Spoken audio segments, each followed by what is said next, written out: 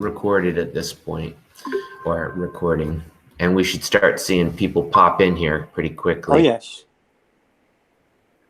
Hi, Sierra. You don't have to say hello back. I'm just acknowledging you. Hopefully people will pop in here pretty quickly. And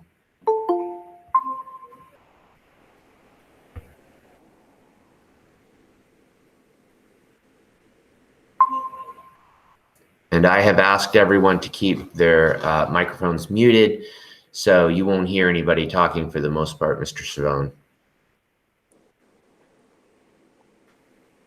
Hi, everybody. Glad to see you guys coming in here. This is wonderful.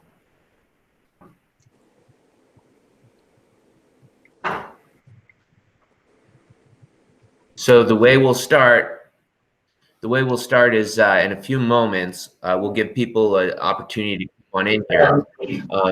Isaiah, will you mute your microphone if you can? Thank you. Appreciate it. You know, once everybody is here, what we'll do, and be advised, guys, that I am recording this. I'm sure you saw it once, if not twice now.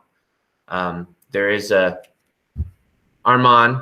I wouldn't want you to volunteer others to ask a question. Let them volunteer themselves, please. Thank you. All right. So we're just going to wait and hang out with Mr. Servone just a minute before he gets started. This is great. Mr. Servone, it sounds like I'm going on and on about how happy I am that people are coming. I've had a couple of meetings that have been sort of max participation of about 10. So we're up to 35 now, and that's looking real good. Yeah, I'm watching the number go up. It's wonderful to have so many people there. Yeah, so right now we're already bigger than a single classroom, and that's good. And I fully expect we'll get up near 100. Last night I sent out an email to parents encouraging them to have their children be present for this, and also to attend as a chaperone. So we may have some parents. Well, we're almost at 50. We're getting there.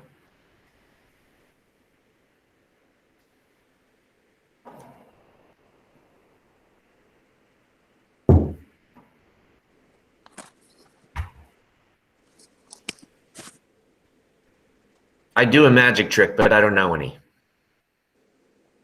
Well, it's probably better than me trying to tell a joke. I don't know any of them.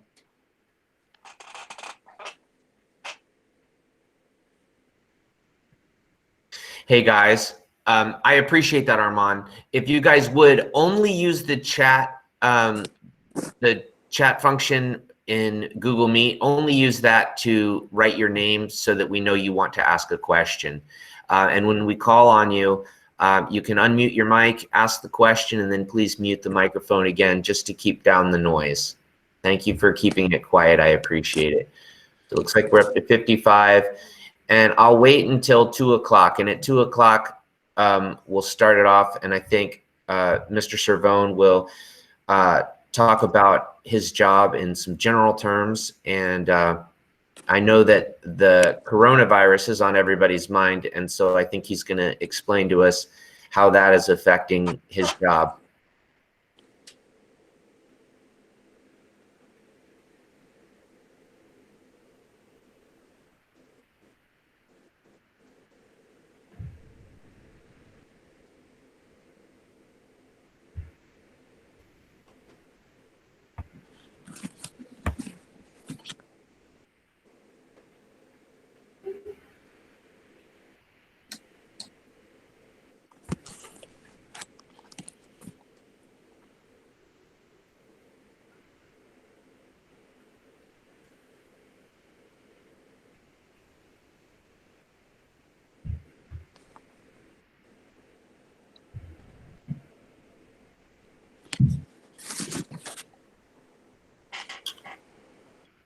All right, we're about there. Mr. Servone, if you want to get started, I guess I'll give you the floor and let you go. All right, well, let me start by saying thank you very much for y'all having me. I'm glad to be with you even this way. normally we like to do these in person so that we can talk back and forth a little bit more easily. But while we're talking, anything that you have a question about, figure out some way to interrupt me or make a note of it so that we can talk about it later on. The first thing I wanted to talk about was just a general background about what my job is. I think everybody has some idea when they hear the words state attorney about what we might do, but sometimes people don't have an accurate idea.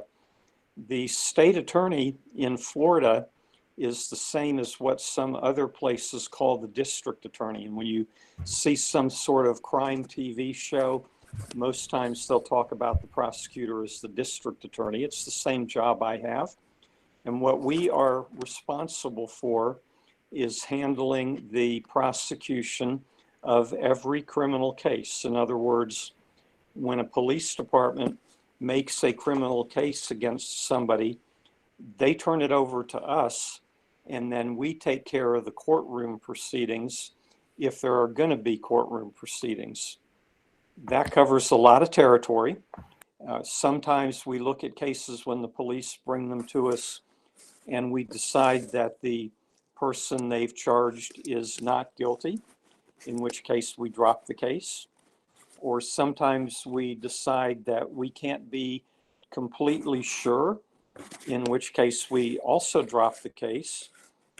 And sometimes we decide that there is a case there, so we then have to figure out what to do about it, which might be any number of things, including finding a voluntary agreement with the person that they've charged to settle things, or maybe even taking it all the way to the courtroom and having a trial.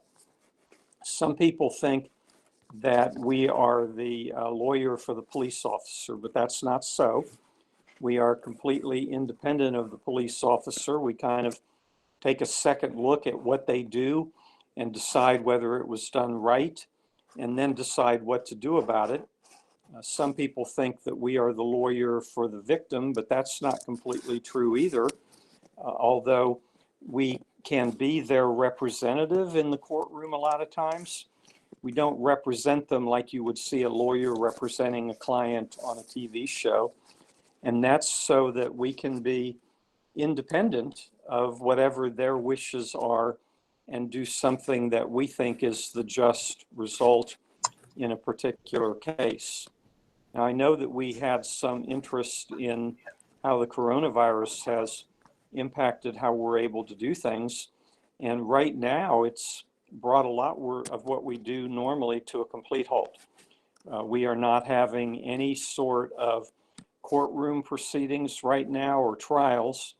The only thing that the courts or the judges are doing is hearings about people who are in jail and whether or not they should continue to be in jail. In terms of my lawyers, and I have 50 of them that work for me, we're working on a skeletal crew basis like so many other places are. Some of them are here all the time to take care of emergencies, but most of them are either working from home or are on call just in case there's any sort of problem that I need to have them come into the office for. We're not sure how long that's going to go on. Right now, the Supreme Court of Florida said that we're going to stay that way until the end of May. I guess it's possible that we'll be able to go back to normal and have our hearings in court sooner than that, but my guess is probably not, and that it's most likely going to be June before we have any sort of regular court functions again. So that's kind of some general overviews about what we do. And I guess we can start with any particular questions or topics anybody wants to ask about.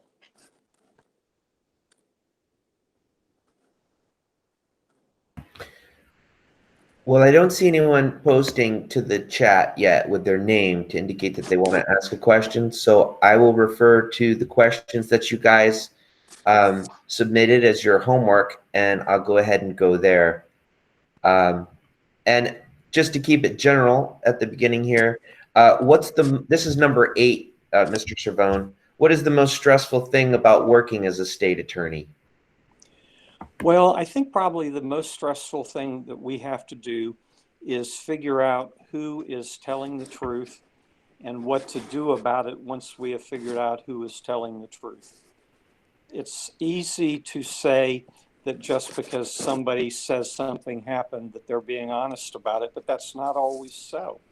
And we have to be very careful to make sure that there is actually evidence to prove that what somebody is accusing somebody else of is true. We have an obligation to only take cases to court if we believe the individual is actually guilty after we look at all of the evidence. And sometimes that can include what the person who's being accused says about things too. I think I kind of mentioned this before, but there are really three choices. Choice number one is, I don't think he did it, in which case we drop the case. Choice number three is, I think he did do it, and I think we can prove it, so we go forward. Choice number two, the one in the middle, is really the hard one, and that's, I'm not sure. If I'm not sure, it's our obligation not to go forward either. And sometimes that's very difficult to explain to people like victims or police officers as to why we won't pursue their case. Well, it sounds like the truth is the thing that matters most to you. Uh, there was a question. I see Elise is asking a question. Now let me go to the chat. She's asking, do you think that there will be more thefts and crimes because of the quarantine? That's a very interesting question. We're not sure yet. My gut feeling is that yes, especially the longer this goes on, there may be more people trying to take advantage of the situation and committing thefts. However, in some ways, all of the quarantine measures we have are going to make it more difficult for them to commit those thefts. Businesses that they might steal from are going to be closed down. People will not be away from home, so that breaking into somebody's home to steal will be a much more difficult situation. I think in the long run, there will be some kinds of thefts that go up, but other types that just won't happen because it'll be too hard for the defendant to do it because it's so confined to where we're supposed to be. So we have a question from Echo. Echo asks, have you ever had a case where the where the defendant was sentenced to jail, but you felt that they could have changed through rehabilitation? Many times, and for the most part, we try to deal with those questions before the sentence is actually imposed. Before a judge is going to pass sentence, he or she is going to want to know about the defendant, and he's going to want to know from us what we think about the case, and from the victim what the victim thinks about it, and from the defendant and the defendant's lawyer, all of whom may have something to offer about why somebody should be given a chance on probation. I think it's important to understand that for the most part, unless you've done something really, really bad, you're not likely to be put in jail or prison right away. You're more likely to be given a chance on probation to convince the judge that you've learned your lesson and that you can make amends for whatever it is you've done. Okay, we've got another question here. Andrew has written in, and he wants to go straight to the top. He wants to ask you a difficult question. He says, do you think that the death penalty should be allowed in juvenile and or adult criminal cases? Wow, Andrew, that's really a difficult question, and that is one of the most difficult decisions that I have to make. First, as to juveniles, people under 18, the law is that the death penalty cannot be applied. So if somebody were to commit the kind of murder that theoretically makes the death penalty a possibility, but that person was even one day before they turned 18, the death penalty is not legally possible. It's not always been that way, but the United States Supreme Court made it that way quite a few years ago. As to anybody who is 18 or higher, we have a very long set of things that we are required to look at to decide whether or not the death penalty should be possible. And those have to do with how the crime happened and what the defendant's background is. Then we have an even longer list of things that we're supposed to consider as to why the death penalty shouldn't be imposed. And that includes anything that you might want to possibly know about the defendant and his background, or why he did what he did, or why he came up from a bad environment, or things like that. All of those things are then presented to the jury that makes the ultimate decision. Okay, before we get to Isaiah's question, I want to go back to the list for a second. Number 18 was, what made you want to become state attorney and represent the interests of justice and the people? Well, that's an interesting question. I went to law school not really knowing what kind of law I was going to end up practicing. In my last year of law school, I was assigned as an intern to the state attorney's office. And I found out that I really enjoyed doing the kinds of things we do because we are able to help a lot of people. We can help victims get some sort of closure or justice for whatever happened to them. We can also help defendants by sometimes giving them the opportunity to change whatever course they were on, or to take advantage of things that allow them to be rehabilitated and make a better life for themselves. And I like doing that. I like having the ability to work with both sides and maybe help solve problems that people have. Now, I forgot the rest of the question. Well, the question was, what made you want to become state attorney and represent the interests of justice and the people? Okay, well, I guess I kind of answered that. It was through my internship and discovering the good things that we can do to help people all over the community in solving their problems or getting over bad things that have happened to them. I find that very rewarding, as do all of my 50 lawyers. So Isaiah asked, in general, is your job hard to do? It can be very hard sometimes because you have situations that are very bad sometimes, and people have been badly hurt or their family members have been lost and things of that sort. And there is very little that you can do to make that good. You can't change the bad things that have happened to people. It can be very hard because I know that when I am dealing with a defendant, whatever happens to the defendant is going to affect his family too. His mother, his siblings, his children, they may all suffer as a result of whatever he did. And it can be very difficult to try to balance all of those things and come up with what we think a fair resolution to whatever the case was.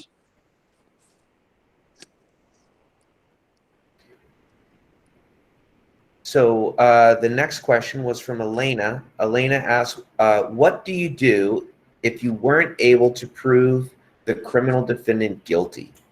That's pretty simple. If I don't believe that I have sufficient legal evidence to prove the defendant's guilt, then it's my obligation to dismiss the case. That might be right away. As soon as it comes in, I might see that there's a problem with the case, or it could be something that develops later on while the case is underway, even maybe in the middle of a trial, if something happens, and I would still have the obligation to drop the case, which is what we do probably as much as 25% of the time. Okay. And then we've got, I'm not sure if, Elena, you meant something a little different in your question. I don't know if she meant what happens if you lose a case where you're not actually able to prove that the defendant is guilty, or if, what do you do when you don't believe the criminal defendant is guilty? I think they're two different questions, and I think you answered the second. Well, one part of it I did answer. If I don't believe that there is sufficient evidence to prove that he's guilty, I drop the case. If I do think there's sufficient evidence, it's still up to the jury to decide whether they believe it or not. And if they do not believe it and find the defendant not guilty, that's the end of the case. Even if later on I should discover some more evidence, at that point it's too late. I can only take it to trial one time, and after he's found not guilty, that's the end of it. These kids know you're indirectly referencing the Fifth Amendment. Well, all of the constitutional amendments come into play. And I do remember that there was one question in the list about did I think that those constitutional rights should apply to young people, to juveniles, and they do. Juveniles have the same constitutional protections that adults do in terms of things like the right not to incriminate yourself, the right to be free from unreasonable search and seizure, all of those kinds of things. Really, the big differences for juveniles are that they do not have a trial by jury, and they have a greater degree of confidentiality concerning their case than an adult ever would. So we've got a question going to juveniles here. This is Aiden asking, do you think juvenile delinquents should be judged differently since they are young? Actually, we do that. I know there was another question asking about why don't juvenile offenders have a jury trial, and part of the reason for that is because we know that they are different and that we should treat them different. We know that young people may do things without having fully understood the illegality of what they're doing or fully appreciated what it could mean to them later in life. So it's better to just have a judge who is more experienced with all of those things make decisions for them rather than have a jury of people who are a lot older and may frankly have forgotten what it was like to be 14 or 15 years old. Okay, and then there's one from Chloe. Chloe asks, how often do you have conflicts with your team when making decisions, and how do you resolve them? Well, I believe as a manager and as the state attorney, I'm really managing a staff of 50 lawyers. I believe in giving my lawyers a great deal of individual freedom to act under general guidelines that I give them. Most years, we will get something like 30,000 cases that will come through the office. So I can't possibly know everything about all of them. I have to rely on the lawyers to use their judgment. They will come to me very frequently, or if not to me, to their immediate supervisor, and talk about options and alternatives to try to reach consensus. And if they need to, they will all come to me, and we will have a roundtable discussion to try to have a consensus among all of us. If we are ever in a situation, which sometimes happens, about what to do with the case, ultimately it's my decision to decide how the case will proceed. Okay, then Agne has asked, can you shorten the punishment of certain people who you prosecute to slow the possible spread of COVID-19 through prisons? No, I cannot. Sentencing is entirely up to the judge. Once a judge has passed sentence, he or she loses for the most part the opportunity to change what he has done. After a very short period of time, he no longer or she no longer has that authority either. So once sentence has been passed, it's very difficult for there to be some way for that to be changed. The Department of Corrections, which runs the prisons, also has very limited opportunities to change things because of the way the sentencing rules in Florida are written. Okay, and then now one from Jennifer. She asks, did or do you have any influences or mentors during your career? If so, who are these people and how have they affected your practice or thought process? Well, let me start early on. The reason I went to law school was mostly that my dad decided that he thought I should try that. And I grew up always being very respectful and mindful of my dad and my mom and what they thought I should be doing. So that was the first thing that happened. My first boss here when I graduated from law school was a a fellow named Gene Whitworth, and I worked for him for 15 years. And he was kind of a mentor to me. We were a much smaller office then. There were only about 15 of us when I started. That was many years ago. So we would have much more direct day-to-day contact. And I knew he was a good person with good judgment and a good heart, and that I could always go to him and talk to him. Over the years, of course, like each of you is going to find out, you will develop relationships with people who you work with, and will discover that some of them have insights that maybe you don't, and that you can benefit from taking advantage of. So you always develop those kinds of relationships with a couple of people who you trust. Okay. Andrew has another tough one for you. He always asks me tough questions in class too. So he says, do you think that insanity is a reasonable defense in a case? Yes, I do. I think of that in several ways, though. Insanity may prevent you from really understanding the criminal nature of what you did, but it does not necessarily mean that you are somebody who we can safely put back out on the street without putting the rest of the public at risk. So rather than being a defense in terms of a jury saying you're not guilty because you are insane, to me, it's better to have that be a factor that a judge consider in saying, well, you were guilty, but because you are legally insane, instead of punishing you in this way, I am going to treat you in some other way. The goal always being to make sure that the rest of society is protected from somebody who may have serious mental health issues and may simply need to be taken away from the streets where they can harm other folks again. Okay, and then Luke asks, what steps do you think the court should take to limit discrimination in courts?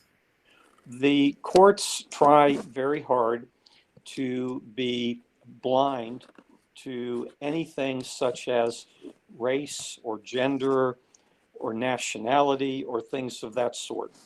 There is a concept that we in the court system talk about frequently in the last few years called implicit bias, which means that just because of the nature of how you were raised, you may have some leaning one way or the other. And I'll give you an example. I'm a graduate of the University of Florida, undergraduate school and law school. I'm a big Gator fan. I really don't like the FSU Seminoles. Sometimes I might have to be careful to not let that kind of silly bias color my judgment if I was dealing with somebody from FSU. The point is, so long as you know of those kinds of inherent biases, you can guard against them letting yourself against letting them influence you in making decisions. Okay, and a question from Kyle. Kyle asks, how often are the defendant's rights violated during cases? Is this a major problem or setback? I don't think it is a major problem. I think that things happen on the street when police officers are investigating cases that may result in a violation of rights, but more often than not, that's because a police officer is not a trained lawyer, and he may not understand all of the legal details that are involved, or he may not know what the latest legal decisions from the Supreme Court is, so he may make a mistake without having any malicious or evil intention. Once the case gets to my office or in front of a judge, sometimes there are legitimate debates between both my side of the case and the defense side of the case as to whether there has been a violation of rights. And it's up to the judge to decide whether that has happened or not, and to take appropriate action if he or she thinks that has happened. And we've got a question from Jeremy. Jeremy asks, in the juvenile justice system, Are there any cases in which the sentence would proceed past the point where the accused turned 18? If so, what happens? I may be wrong on this, and I should have checked this beforehand because I think that was on one of your written questions. Juvenile court jurisdiction can extend beyond a person's 18th birthday, but only for a very short period of time, like a year or so. In which case, what I'm saying is, if you committed a crime when you were 17 as a juvenile, you stay, the case usually stays in juvenile court. It might be very close to your 18th birthday before it's ready for the judge to pass sentence. He can still do that only because it started in juvenile court. For example, his time frames to impose some sort of sanction might only go for another year. But if you were 14 when you did it, the judge's time frames might go all the way up to when you turned 18. Thank you. And let's see. We've got one from Dylan. He asks, are you a mentor of any attorneys? Well, I consider myself a mentor to all 50 of the lawyers who work for me now. And over the many years that I've been doing this, I consider myself to have at least tried to mentor hundreds and hundreds of lawyers who have worked for us for a while and then moved on to different occupations or moved to different areas of the state. There are quite a few lawyers who have worked for me over the years who I still talk to, either in a social context or sometimes they will call with questions or problems related to what their current occupation is. Okay, and Nathan is asking, have you, let's see. Oh, I thought, no, sorry, my chat window jumped. Nathan's in here a couple times because that's not the question I was just about to ask you. Let me scroll up here. Kids are asking lots of questions. We could be here all day. All right, let's see. Oh, I skipped David. David says, do you have a strategy in plea bargaining? Plea bargaining is a very interesting system, kind of like playing poker sometimes. The necessity of plea bargaining is basically caused by many cases and by the reality that most people on both sides, prosecution or defense, would rather have a role in deciding what the outcome is and be certain what the outcome is if they can agree to it. If you are not going to be able to agree to it, then sometimes you have to have a strategy that assesses what you know how strong your case is and what you're guessing about how strong the other guy's case is, and decide whether you're going to bluff or not bluff. Like I said, it's kind of like playing poker sometimes. None of us know what a jury is going to do with the case, no matter what the evidence is. So plea bargaining is kind of a gamble as to how strong my case is going to be versus how strong their case is going to be. And it can involve a lot of factors, like how is a witness going to do when we have a trial and they have to testify? Are they going to be convincing? Are they going to be emotionally capable of going through that kind of a process? To use a very real example for us, if I have a case in which a very young person is a victim, I have to be very careful about how much difficulty that person is going to have going to a courtroom. I don't like to bring 8, 9, 10-year-old children into the courtroom to testify. It can be very difficult for them. So that's part of the guessing or bluffing or assessing how strong my case might be. All right. And so Nathan was going to ask you, let's see, do you think that the differentiation between a 17-year-old and a 19-year-old is great enough to merit the differentiation in punishment? For example, the death penalty being applicable to the 19-year-old, but not the 17-year-old. Nathan, that is a very difficult question, and let's talk about it first in terms of the death penalty. If you assume that somebody has done something bad enough to warrant even being considered eligible for the death penalty, it's very difficult for me to understand why one day might make a difference. The one day being somebody whose birthday was tomorrow and somebody whose birthday was yesterday. The nature of their background and the nature of what they did is more important to me. But the US Supreme Court has arbitrarily decided that we've got to have some cutoff so that we have some kind of uniformity, and they simply elected to go with age 18. Some people would think maybe it should be 16. Some people would think maybe it should be 21. But the law is that it's just an absolute at 18. Now, that does not mean that somebody who is barely over 18, that I can't consider their maturity or lack of maturity, how close to 18 they were, and things of that sort in deciding whether it's really a case that the death penalty should be talked about or not.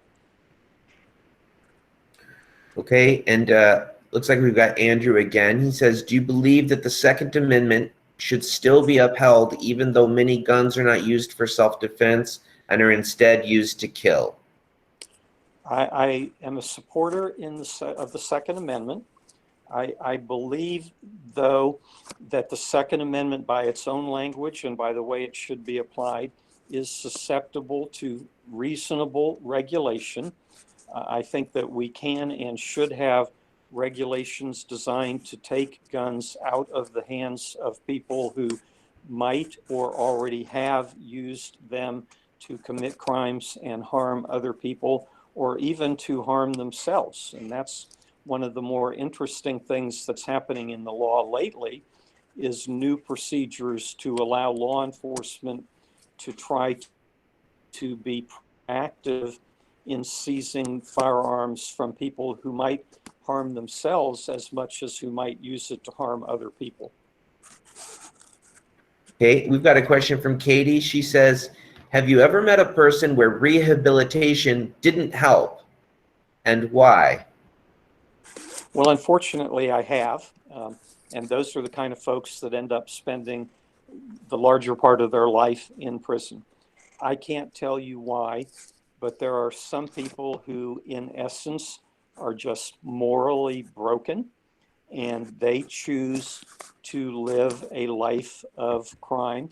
They take that as the easy way out. They lack responsibility. They lack a conscience as to the harm they are doing to other people.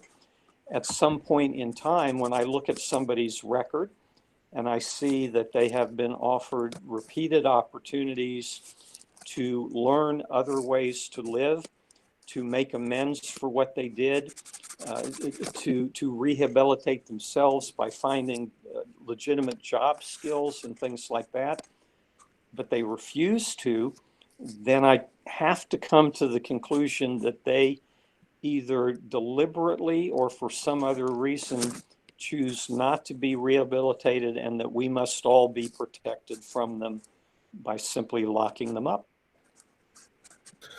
Okay, Eileen asks, which cases do you represent most frequently, and is there a trend for the outcome? Well, I think that the most common cases that we have probably are thefts of some degree and drug offenses, regardless of what the particular drug might be. And sometimes it's more one drug than another. The most difficult drug for us to deal with now is probably methamphetamine, because it is so very, very dangerous to people and can harm them physically in so many awful ways. Okay, Luke is asking, do you think that a lack of parenting leads to higher and higher juvenile crime rates? In other words, do you think that a parent could be blamed if their kid commits a crime? I absolutely do think that a lack of parenting can lead young people into getting into criminal behavior. I'm not sure what you mean about holding parents responsible. Ultimately, even if you're 15, you're responsible for what you did. And I don't know that I could hold the parent criminally responsible for that. There may be some situations where I see repeated children in the same family at very young ages getting into trouble.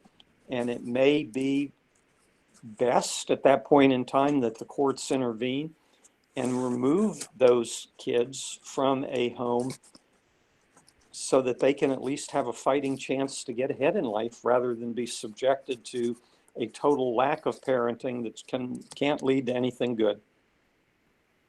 Okay. Echo asks, let's see, Echo, let me see. Echo asks, how far have you gone to ensure that everyone is safe? If you mean in terms of the current coronavirus, that was the extent of her question. I'm not really sure what she means. Maybe I'll let her amend it at the bottom of this feed, and I'll go to the next question. okay. Thomas says, how do you feel about the current criminal justice system? Should it stay or should it have changes? Well, I think that we have the best system in the world. There are too many places in the world where a defendant is presumed to be guilty, has no chance to try to explain or argue his side of the case, and that's just not what American criminal justice is all about. We can always do better in almost any phase of our life, and one example of that is the increased use of technology that we now have in the criminal courts that gives us much more reliable scientific kinds of evidence than we used to have even as short a time ago as 10, 15 years ago. The reliance on good science makes it easier for us to have a good result. Okay, Liam says, do you have a constitutional right that you feel is most and or least valuable? Oh, wow. They are all very valuable because they protect the way of life that we have. Perhaps the most important one that we see, or that I think we see, is the right against self-incrimination.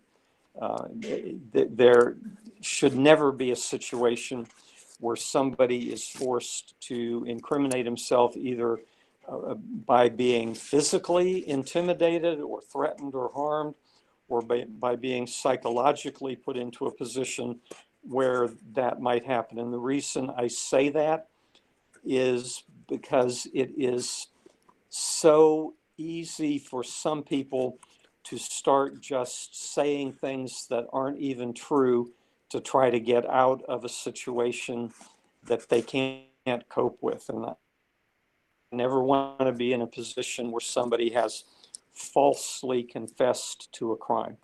In terms of one that is least valuable, I don't know that I could really answer that other than maybe in this way.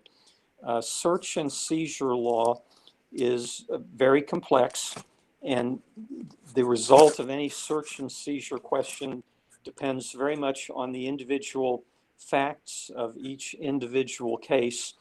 There is so much law now written by our various judges that we have a whole lot more guidance there as to what is allowed and what is not allowed. So maybe that one becomes a little easier for everybody to take advantage of. Okay, I think you kind of touched on this earlier, but I'll ask the question just to be fair. Emma says, do you think mental illness is a good excuse for committing a crime? And I know the way that's worded is, maybe it indicates that that illness, I don't know, would ever be an excuse or a good excuse, or that there could be a good excuse for committing crime, but that's her question. I would phrase it more this way. Mental illness is a good explanation for why somebody has committed a crime, not a good excuse for it. We have a huge mental illness problem in the criminal courts. If I were to look at all of the defendants we have, without question, a big majority suffer from either some significant degree of mental illness or suffer from some significant degree of addiction, whether that be alcohol or narcotics or illegal drugs and something along those lines. If I were going to make one significant change in how we fund our court and criminal justice system, I would put as much money as possible into the early diagnosis, especially of mental illness, so that we can give people the treatment they need as early in life as possible. Okay, I've got a question from Brianna. Does it ever make you feel bad about having to basically determine someone's life? Yes, and I'll tell you who it really makes me feel bad for. Sometimes it's the defendant. Some of them, even though they may have lived a normal life, for some reason snapped into something really bad, and there just is no way around other than they're going to jail. More often than not, though, what I see in the courtrooms when somebody's being sent to prison is his mama, who tried her best and couldn't stop him or her from developing criminal tendencies, or his wife or his young children, all of whom suffer too. And I feel bad for those people more than anybody else. They are kind of, and you hear this phrase in movies or on TV, collateral or unintended damage gets done to those people who had nothing to do with whatever the crime was. So a question from Tammy. She says, have you made a decision that you later regretted? I think all of us have made decisions that we've regretted. I can't think of anything off the top of my head other than this, and I'll give you a real world example. When I was much younger and fairly new in this job, I was dealing with a lady who was repeatedly abused by her husband, and she would repeatedly come into my office and lie about what happened or deny that anything happened or refuse to cooperate. And I knew that she was putting me in a position where I would have to drop the case. She knew the same thing. And I think both of us knew that she was going back into the same environment where the same thing would happen to her again. And I, in many of those situations, have regretted not being able to legally do something to try to help her when I knew that dropping the case was only going to put her at risk of being a victim again. Chalet asks, have you ever had a case when the judge or jury made a bad decision? Oh, absolutely. We're all human beings. I have had juries find somebody not guilty, no matter how strong and conclusive the evidence was. And that is their prerogative. Juries can find somebody not guilty, even if they know and believe they are guilty, but they just don't want to find them guilty. I had a jury once tell me, we knew he was guilty, but you didn't prove he was guilty. Well, I'm not sure how you can understand that difference. I've had judges make what I believe are legally incorrect decisions, but they're like the referees in the game, and whatever their decision is what wins the day. Sometimes we can appeal, sometimes not. Okay. I have to open my chat again. Closed on me. Let's see.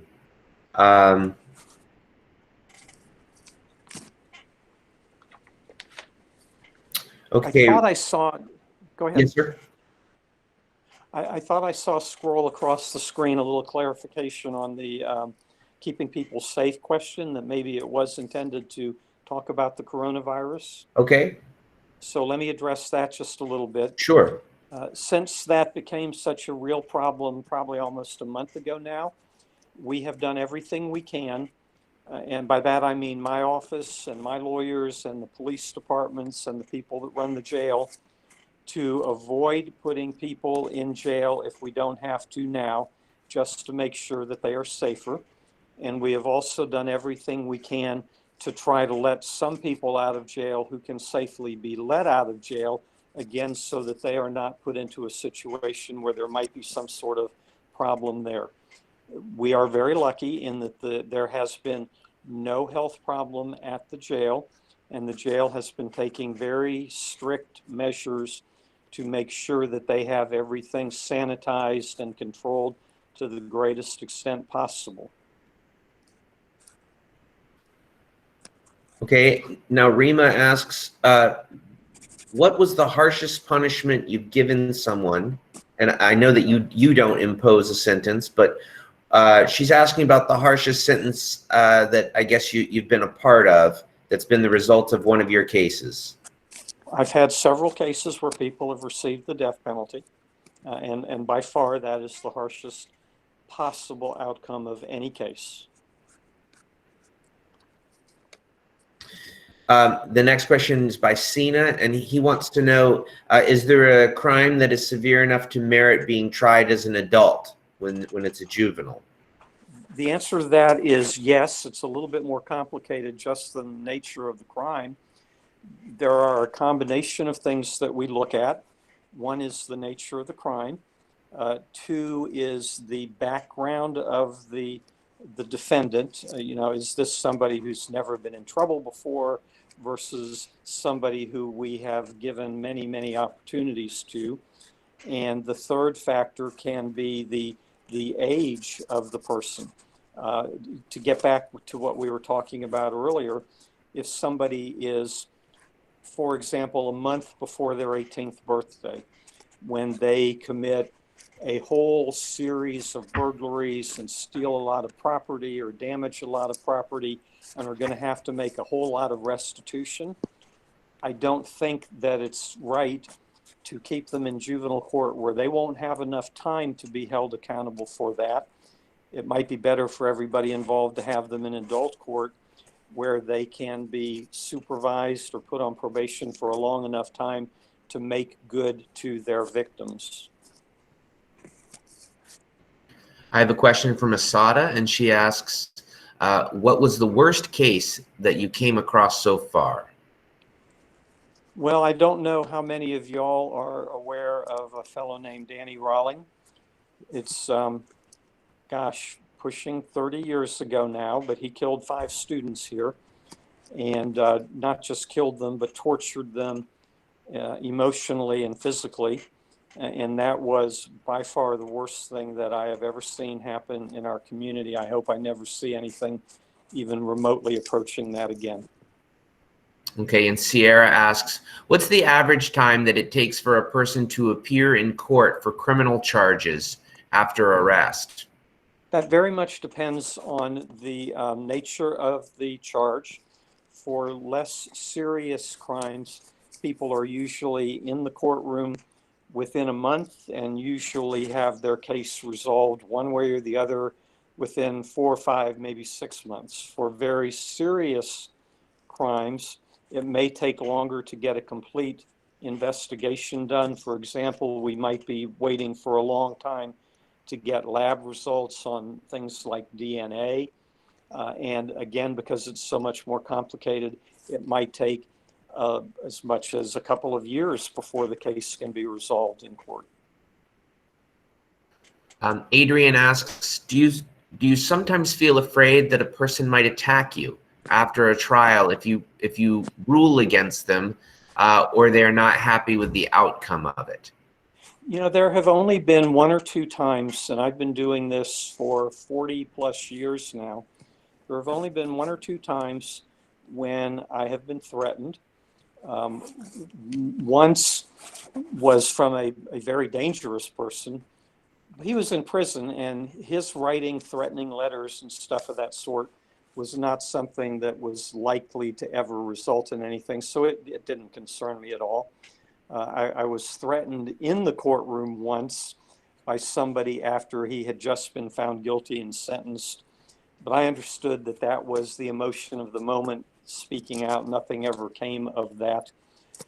There have been, every now and then, instances where prosecutors across the country, and even once in Florida, have been murdered by people they prosecuted or family members of people they prosecuted. So that is always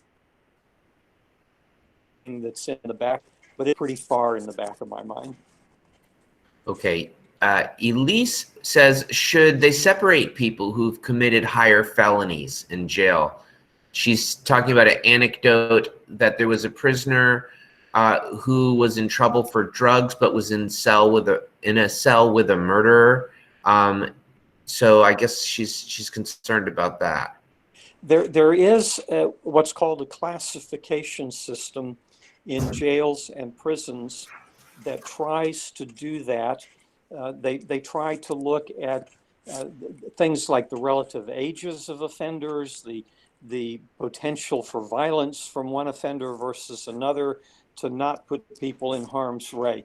I have to be honest with you and tell you that occasionally mistakes are made in those kinds of judgments with bad consequences. But that isn't your responsibility. That's something on the Department of Corrections side. That is a jail function or a prison function. I have nothing to say about that, and nor does the judge. The law says that if a judge decides somebody's going to be held in jail or sent to prison, that's all he can say. He can't tell them where in the jail or where in the prison system they go. Okay, and Gracie asks, what do you and your team do for victims and those affected by crime? We try to do a whole lot of things that range from just making sure that they have all their questions answered, to making sure that they know what is going on, to making sure that they have input into the final decision that might happen, whether it's at my office or in front of the judge. We try to make sure that they have access to any sort of counseling services, mental health counseling, things of that sort that they might need or could benefit from. We try to make sure that their interests in restitution is brought before the requires that we do those things. We have a staff of what we call victim advocates who work in my office, whose job is to do nothing more than stay in touch with victims and advance their rights and answer their questions. They also have a constitutional right now through something called Marcy's Law that was passed in Florida about 2 years ago to those same things. Okay, Danae asks, have there been any cases that you feel have been a repeating trend, but you don't feel as though the final decision was the right way to handle it? I'm not exactly sure. Let me try to answer that. Okay. We put a great number of people on probation for a lot of reasons, like I talked about earlier, sometimes just giving them a chance to prove that they will have learned their lesson, that they can make amends, that they can improve their own life. Not all of those people take advantage of being put on probation. Some of them come back repeatedly because they refuse to do the things the judge ordered them to do, even if it's as simple as finish getting your education so that you have a chance to get a decent job. Others of them go out and commit new crimes while they're on probation. When that happens, I guess you would have to say that the decision to put that person on probation and to give them a chance was the wrong decision. Okay. Now I have another Gracie who asks, what was the hardest part about law school for you? Oh, law school involves a tremendous amount of reading, and you have to really keep up with it, or by the end of the term, you can be hopelessly behind. So it requires a lot of discipline in making sure that, just like each of you are doing now, you stay current with your assignments and that you understand them and know what's happening today so that you don't get left behind tomorrow. Okay, Emma asks, do you ever think, what would you do if you were in the defendant's shoes? And how does that affect your judgment? Well, I hope never to be there. But intellectually, I think I can imagine myself in that position. And if I were, I think what I would be hoping for would be that somebody is going to give me a fair chance to have my day in court and say whatever it is I want to say on my own behalf. I don't think we can do any more to have a truly just justice system than ensure that defendants in a criminal case or anybody in any court case feels like they had a chance to speak their piece before whatever the decision was. Okay, and Alice asks, would you ever recommend your job to anyone? I love my job, sure, I certainly would. The people who work for me love interacting with the people that we deal with. They love being in the courtroom. The courtroom is not like you see on TV, but it is the fun part of what we do. It's more intellectually challenging. It's better than sitting at a desk all day long, and we have a lot of desk work that we still do. For somebody who wants to work with and help people, being a lawyer is a good thing, and being a prosecutor is a great thing. Okay. Joe says, what was the hardest case you have ever had, and why was it the hardest case? I think probably the hardest case that I ever had was a murder case in which the defendant had to be tried a second time because an appeal court said that we had made some mistakes the first time. By the time the second trial rolled around, some of the witnesses were no longer available to us, and we were left having to try the case without all of the evidence that we once had. The result was that while the defendant had been convicted the first time, he was not the second time, which I knew was probably going to happen. And having to explain why that was so to the husband of the lady who had been murdered and her family was really very difficult. So Liam has a personal question, I guess. He says, did you choose to not seek re-election because you started to enjoy your job less? And from your last answer, I guess that's not the case. That's really not the case. I've been doing this for, like I said earlier, about 40 years, and I've been the state attorney for 20 years.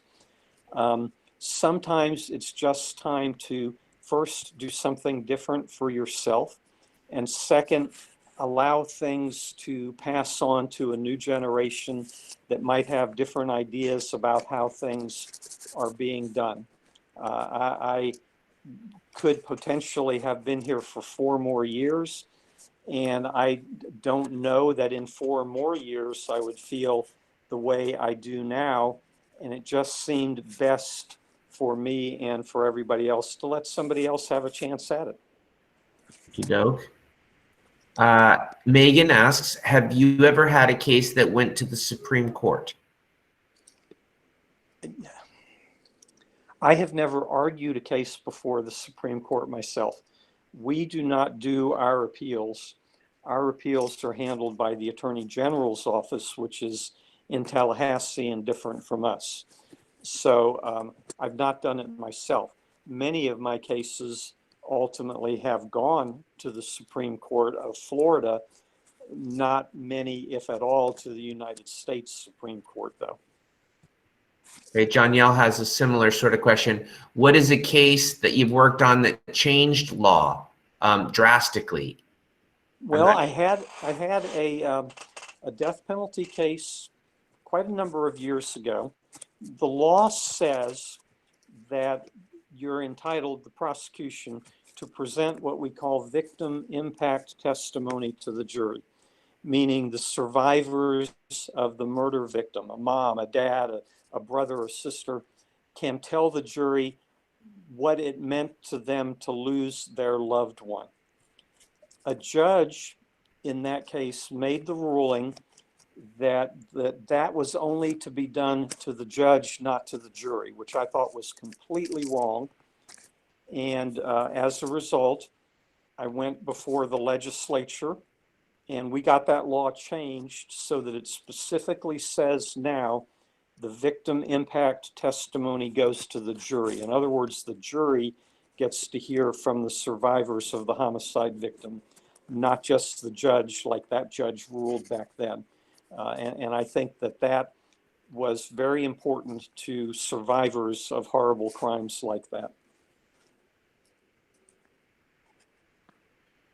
Okay, I'm scrolling through these because I'm looking at the time and it's 3 o'clock. I'm good with time to the extent you are.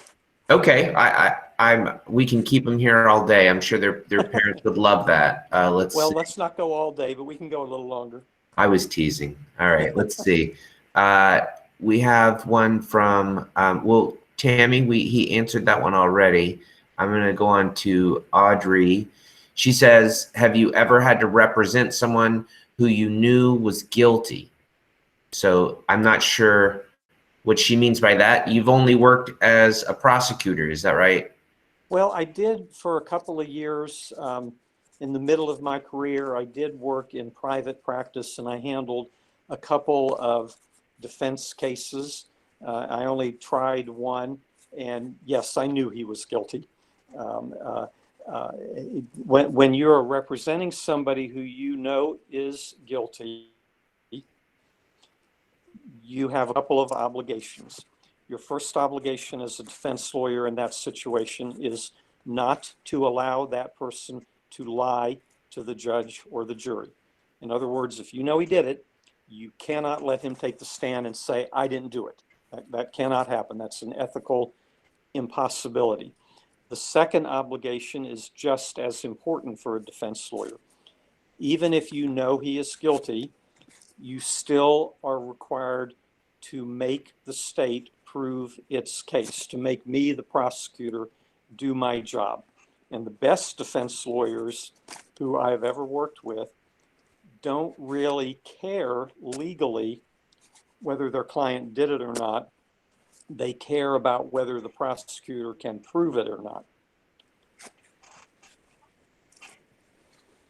Emily asks, what are some challenges you faced mentally or physically leading up to your job? Keeping up with the changing law can be challenging. Every year when the legislature is in session in Tallahassee, they want to change the law in ways that sometimes I agree with and sometimes I don't agree with, but that we always have to adjust to. The appeals courts, up to like the Florida and United States Supreme Courts, can render opinions that change the law, and keeping up with that can sometimes be very challenging. I could be trying a case, or one of my lawyers could be trying a case right now today. We're not because of the virus, but theoretically, and an appeals court could be changing the rules on us right now, and we kind of get trapped or caught without knowing what they are doing. That can be very difficult or challenging. To answer it in another way, it's very difficult to explain, but when you are actually trying a case, it is physically exhausting, especially if it's a case that goes on for many days. You might think that all you're doing is sitting in an air-conditioned room and you're asking questions and so forth and so on, but it is physically exhausting to have to be concentrating very hard on what you are doing for a very long period of time to make sure that you're doing it right. Another question from Nathan. It's a toughie. It says, Nathan always asks tough questions. Yeah, Nathan asks good questions. I don't know if he's in a competition with Andrew or not. Let's see. Oh, he's got more below as well. They've got a lot here. Okay. Have you ever had to let a guilty person walk because the way the incriminating evidence was collected violated that person's rights? Yes, on more occasions than I can count. And it's, I approach that in several ways. First of all, it's my duty to make sure that we follow the law and that we do what we do lawfully. Second, and this might sound kind of cynical, but I kind of think when that happens, fine, you may have gotten away with it this time, and I hope you learned your lesson and you never come back. If you didn't learn your lesson and you come back, I will get a second shot at you, and maybe I'll get you the second time. So it's really up to you whether you're going to be the one that comes back to see me or not. And Chalet asks, is the law a weapon that you can easily use to take down the defense, or does the defense use it more? Both sides. Both sides can use it as a weapon. That's really not the right word. It's a tool more than it is a weapon. And both sides have a full set of tools under the law as to what they can do in trying to do their job. Okay. They may have heard me quote, that the law is both a sword and a shield. So I think that's maybe where Chalet was going. I don't know. Timmy asks, if you hadn't finished preparing for a case and it was due for trial, what would you do? Oh, well, you've only got two choices, neither of which is real good. The first choice is you can ask the judge for a continuance, and you might or might not get it. It's up to the judge whether he thinks your request for a delay, which is what a continuance means, is good enough or not. Your second choice is you'll be spending a lot of time and having some very late nights getting things done right before the trial starts that you'll wish you had done 2 or 3 months ago when you maybe could have and should have. Isabel asks, what is the most enjoyable part of your job? I'll give you an example that might sound a little bit strange. We gave a break to somebody who had done something fairly serious, but he had never been in trouble before. And we gave him a chance to walk away from it. A couple of years later, he came back to our office all on his own, didn't have to, in full military uniform, to say, thank you for giving me the break. I could not have done what I am doing now if you hadn't given me that second chance. Cool. And that's always very gratifying. When we see somebody who has truly turned things around and made something of themselves, that's really gratifying.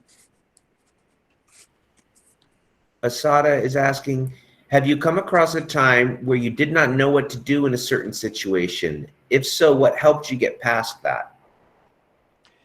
When that happens, the best thing that I can do in terms of the office is kind of ask other people and get other opinions.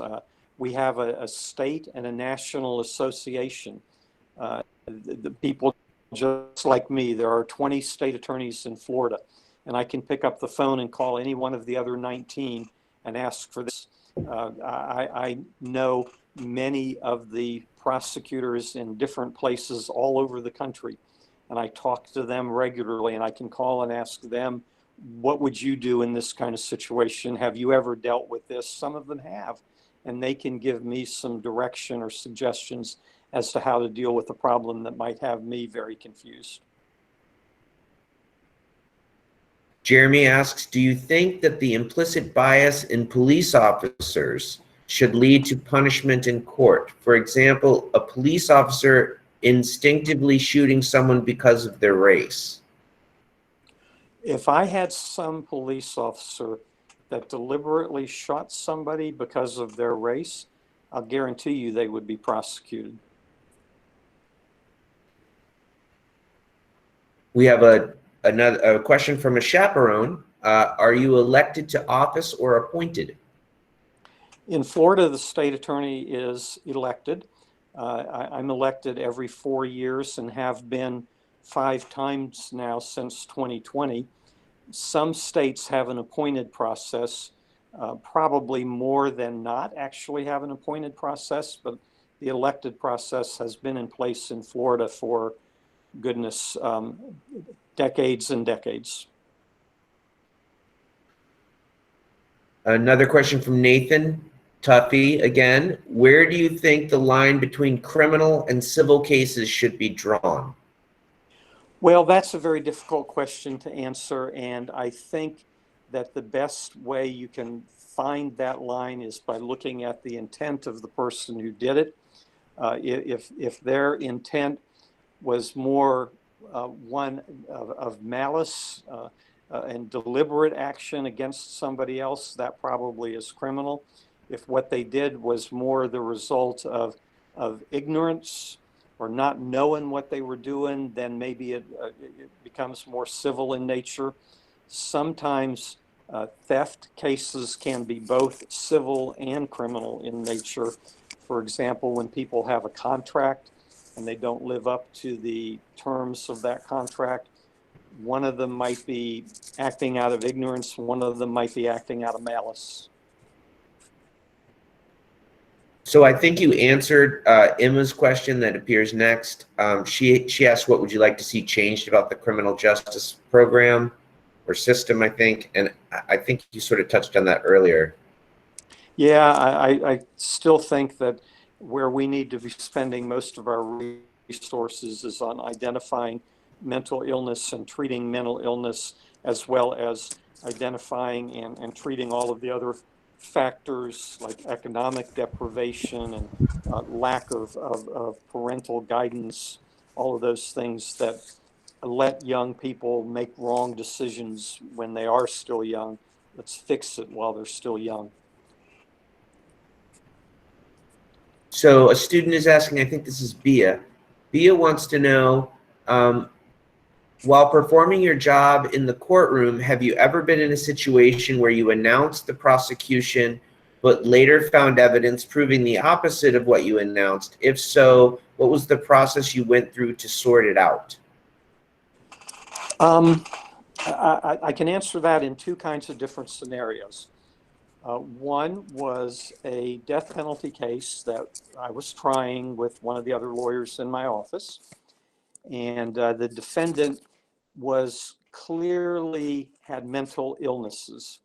Because of the way the rules work, I was not privy to how serious his mental illnesses were until the defense started presenting. And as they did, and as we learned more about the serious nature of his mental illness, I decided in the middle of the trial that this was no longer going to be a death penalty case. So we changed course right then and there in the middle of it. If you look at a situation where somebody has been convicted and then maybe many years later, I somehow discover some new piece of evidence that tells me we were wrong, he didn't do it, then the first thing I do is go to the court and get that set aside, the conviction overturned. I did that not recently, probably a year or so ago, with a man who had been sent to prison for something that he was thought to have done because of some eyewitness testimony, but years later, new evidence came up that called those eyewitnesses' credibility into serious doubt. So we took steps to let that man out of prison. Elena wants to know, have you ever met someone that has committed a crime and it was really easy to prove them guilty, but they were still able to get away with it, be it because of money or power or something else? A lot of people think that you can, if you've got enough money, you can buy the best lawyer in the world and he'll get you off. We tried a case about 3 or 4 months ago where the defendant spent, I don't know, several hundred thousands of dollars on many very competent lawyers. He's still in prison. He was still convicted. So no, that doesn't necessarily work. Like I said earlier, you never know what a jury is going to do, and a jury may acquit somebody for whatever reason they want, regardless of whatever the evidence is, just because they want to, or just because they misunderstood something about the law. I'm looking over these questions, and I'm trying to make sure we touch on the very best ones, since we're now at 3:15. So I'm gonna let Nathan pose this one again. He loves these tough ones. Do you think that prisons in the U.S. should be allowed to be privatized? Nathan, you ask really good and really tough questions. Personally, I do not believe in privatization of the prison industry. I think that is one of the things that is a governmental responsibility and that government should take care of. In Tallahassee right now, or for quite a few years now, there has been a tendency to want to privatize any number of things that government usually does. And I just don't think a for-profit business or motivation is consistent with government handling those kind of responsibilities. I'm going to skip Nathan's next question only because there's some others that I haven't gotten to yet, and I want to get to them, and I'll circle back to you if I can, Nathan. So Liam wants to know if you've ever committed a crime yourself. I'm not sure that's appropriate, Liam, but we'll have some fun. Well, Nathan, I have a Fifth Amendment right not to answer that question. Good one. All right. Angela says, have you ever had someone lie in court? If so, how did you respond to that? I've had many people who I suspected were lying in court, and I've had more than a few who I knew were lying in court when they testified.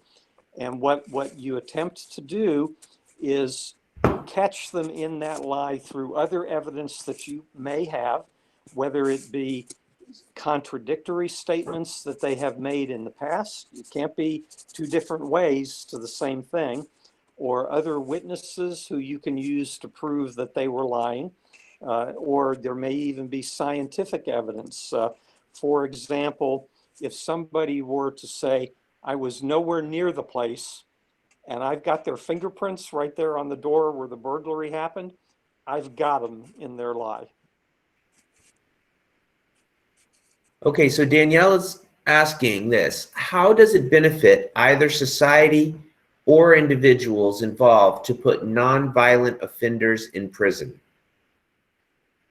Okay, I'm going to ask you to repeat that when you broke up. Okay, Danielle wants to know how it benefits society or the individuals, I guess the defendants, to put nonviolent offenders in prison.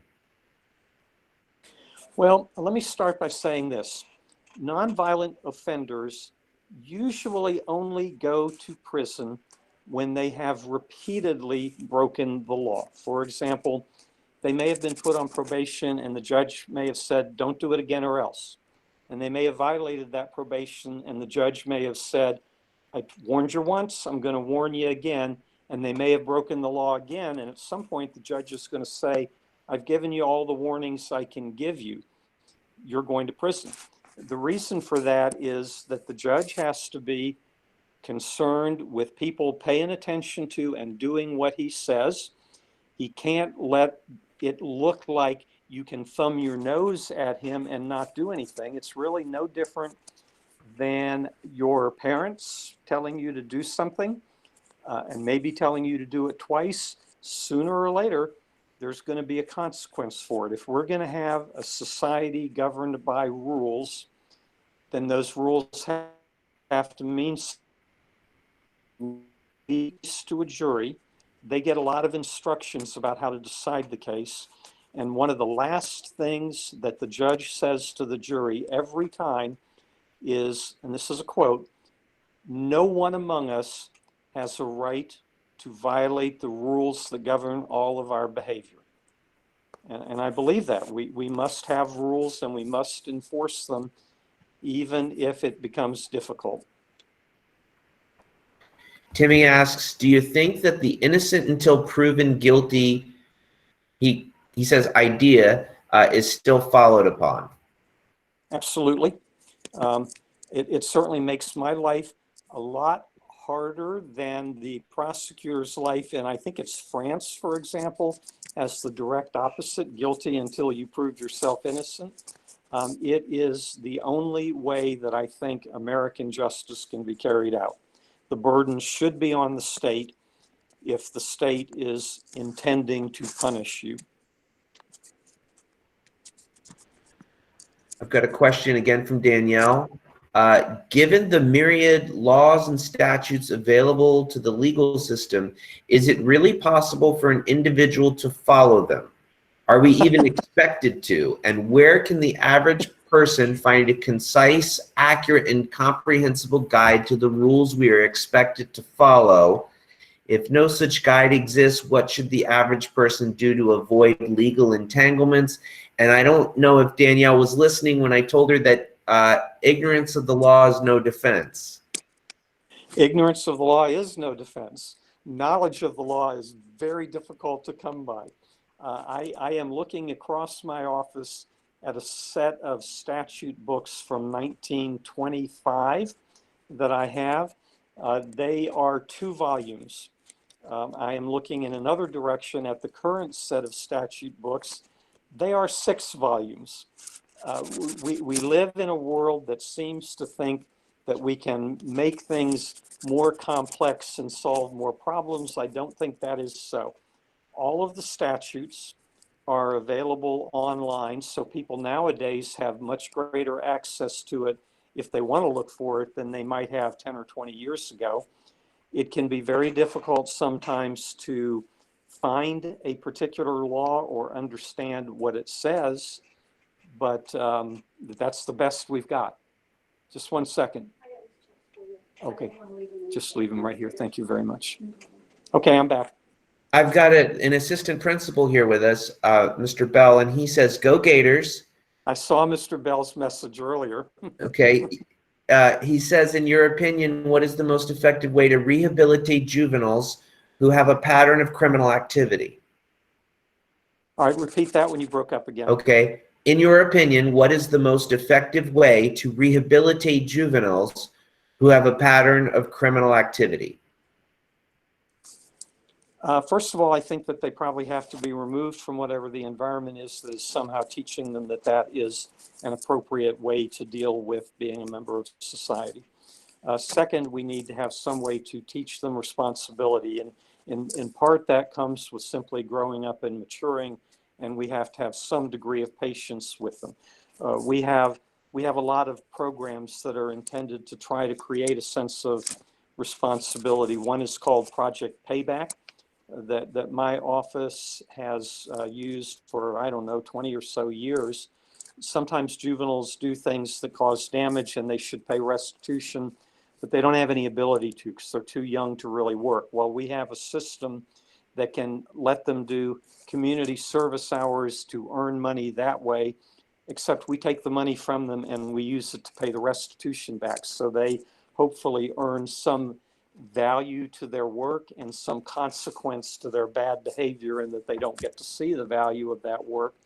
And again, hopefully have some responsibility going forward in wanting to get the benefit of their own labors.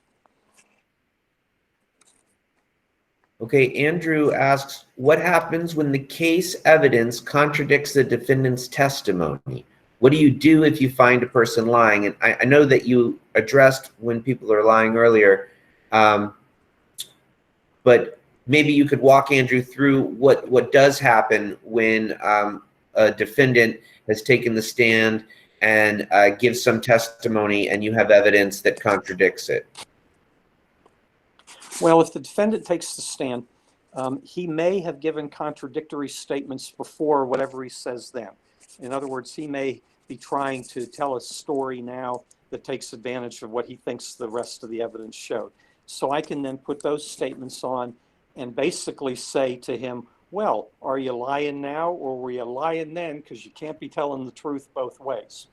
or I may have other evidence that shows that he was lying. He may, for example, claim that he was somewhere else, that he has an alibi. But I might have proof that no, that is not so. For example, I may have your time cards from someplace where you said you were, but they don't show that you ever punched in there. Or I may have somebody who you were working with who says, no, that's not true. He was right there with me when he's saying he was somewhere else, things of that sort. Dylan wants to know what safety measures you use to protect yourself. I'm sorry, again, you broke up. Dylan wants to know what safety measures do you put in to protect yourself? You know, I don't do anything special other than that I'm aware of my surroundings. And I think everybody needs to be aware of their surroundings anywhere, anytime, anyhow. If we are in the middle of some very difficult or very contentious proceeding at the courthouse, I'm not going to walk 3 blocks back to my office if it's late at night by myself. I'm going to make sure that I have transportation from the courthouse. I'm going to be looking over my shoulder. But like I said earlier, those things have very rarely come up in my career, fortunately. Liam, I think, has left, but he asked this question. It's a good one. How much restitution do you feel should be paid to those who were falsely convicted, if any? You know, that is not something that I have to deal with. The legislature deals with that. And I have the impression that they almost have a scale of some sort, like nothing is fair. If you spend a year in prison that you shouldn't have spent in prison, there's no fair amount of money. But I think the legislature has some guidelines that they apply, and they multiply by the number of years you might have been in prison that you shouldn't have been there.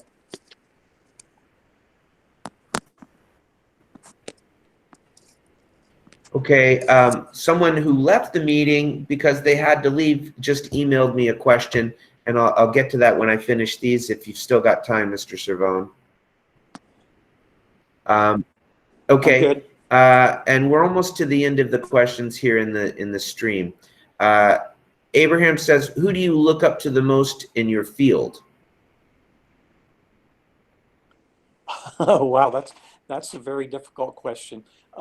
One of the people I admire the most was a judge who has since passed away. He was an extraordinarily bright and compassionate man who had a great deal of patience and who really only wanted people to come to his courtroom prepared to do their job so that he could do his job. And I always admired him taking that approach to things and him having the patience to hear people out, even when they might be very difficult folks, when they might be rambling or not making sense. But he understood, and I've tried to emulate the value of giving people a chance to be heard. Dylan wants to know, what value do you look for in new attorneys when you try to hire them? I look for people who make considered decisions, and I look for people who have good, solid values that don't fly off the handle, that are willing to consider both sides before they make a decision. Okay, there was a student who left but asked this question. How many cases, she wrote, how many cases have the victims immediately confessed? And I think she means defendants. How many cases have the defendants immediately confessed? I don't have any hard numbers on that, but I would say as often as not, defendants admit what they have done. Sometimes not entirely, like they may try to paint their actions in a better way than it really was, but they'll kind of own up to at least part of what they did as often as not. Well, I actually, I don't know if you saw me do this, but I asked students to stop submitting questions some time ago. But we're now at almost 3:30. I have a bunch of questions, but I'm not going to belabor Well, you're welcome to. If our we, event. I can give you a few more minutes if you want to, or we can always do this again some other time. Okie doke. I'm curious. Without having to go too much into detail, I'll ask one question. How many defense attorneys employ the adverse preliminary hearing? That process is very seldom used because it only comes into play if we don't do things in certain time limits. And I'm pretty strict with my lawyers to make sure they comply with those time limits unless there is a really good reason why they can't. So we can kind of prevent that option from being available to defense lawyers most times. Well, I won't keep asking questions, but I was curious about that one from my own practice. Well, you know, that's something that has changed over the years. It used to be a very common practice, but we now have a system where we, the prosecutors, are giving the defense lawyers all of the information we accumulate in the case pretty early on, so that they have the benefit of that, which means that they don't have to try to use that preliminary hearing thing as a way to get information. We're going to give it to them anyhow. So that's another reason why it's not used as frequently as it was years ago. Well, I see you, Mr. Strappy, our principal joined. I see Mr. Strappy too. I don't know if we have if you have any closing remarks or anything, but there are a whole bunch of thank yous in the comment stream. The kids really enjoyed this. They left you smiley faces and all kinds of things. So I saw some of those coming across. I'm not real adept at doing all these things at one time, but I saw them and I greatly appreciate it. I'm impressed that, first of all, that you guys ask really good questions that tell me you really have a pretty good handle on a lot of this stuff already, which says a lot about where you are in terms of becoming good and involved citizens. And I'm impressed that so many, I think we're still way over, or about at least half of what we started with, that have stuck around even after we said we were going to stop at 3. So I enjoy doing this, and I appreciate everybody being attentive and interesting and asking me questions that make me think. well, I guess I'll wrap it up then. I really appreciate it. It was a great event, and can't thank you enough. My pleasure. See everyone later. Okie doke. I'm going to end the meeting, guys. If you'll all step out of the room, that would be wonderful. Thanks so much. Bye, guys.